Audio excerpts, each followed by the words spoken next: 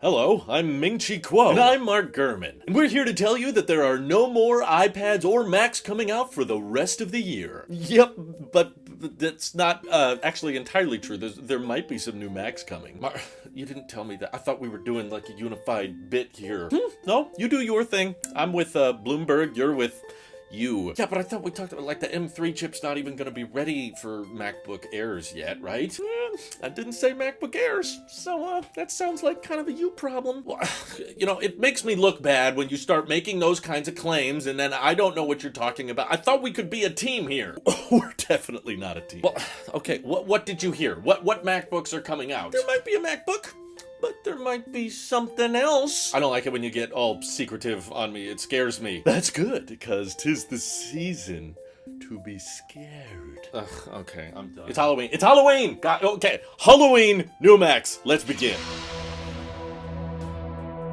So yeah, who you want to believe this time? In my opinion, Mark Gurman's report, as last second as it is, does sound a lot more believable because we knew that TSMC was going to be mass producing 3nm chips in the second half of this year. We already got the A17 Pro with all of its ray tracing glory. Someone appreciates that. It's not me, but someone appreciates it. And now with the 3nm architecture expanding to the M series of chips, it made a lot of sense that before the end of this year, we would see at least one or two M3 powered Macs, but no one was really wanting to put their foot down and say this is what's coming out until recently. The latest Mark Gurman report got fairly specific, in my opinion. Rarely does he use actual dates, but in his latest Bloomberg report, he actually detailed that Apple is planning some kind of Mac-specific launch event. So yeah, probably no more iPads for the remainder of the year. Not really a big surprise. The Apple Pencil was just way too much hype. Like, we couldn't handle any more news than just one pencil, right? I guess we did get eSIM in the iPad 10 in China, literally the smallest possible iPad update ever, but he said between the dates of October 30th and October 31st, Apple wants to have some kind of little Mac event where they will likely drop both a 24-inch iMac and a 13-inch MacBook Pro. Yes, the one with the touch bar. No like brand new 14-inch or 16-inch MacBook Pros are really rumored at this point, but M3 chip in both of those, which actually gets me kind of excited. For one, I've always been kind of against this touch bar MacBook Pro, not because I don't like the touch bar, but simply because they always put the exact same silicon in that MacBook Pro as the MacBook Air. And I always thought, okay, you know what? When it's Apple Silicon and it's really efficient, having that fan doesn't really result in that big of a difference. Now the MacBook Airs, you know, you can find them on sale, and in a lot of ways they're better than the 13-inch MacBook Pro. They get extra ports now, they get a better display now. There's all these advantages to go with just an M2 MacBook Air instead of an M2 MacBook Pro. But now Apple might be changing up the cards a little bit. If they give the M3 chip just to the Pro but not the Air, now, thanks to that 3nm architecture and hopefully that ray tracing from the iPhone comes over to the Macs as well, there might actually be a bit more objective advantages by going with the 13-inch MacBook Pro with the touch bar opposed to just the cheaper MacBook Air without the fans in it anymore, right? The MacBook Air just got refreshed a couple months ago with the 15-inch size, so it'd be a little bit weird for them to suddenly drop new silicon just a couple months after that. And on top of that, the iMac also hasn't been touched in years, and while I hope they update the design language a little bit, they're probably not going to. But even so, if you're okay with the white bezels and that ugly chin, getting an M3 chip in there should unlock a bit more, you know, pro functionality for a device with two USB-C ports and an external Ethernet brick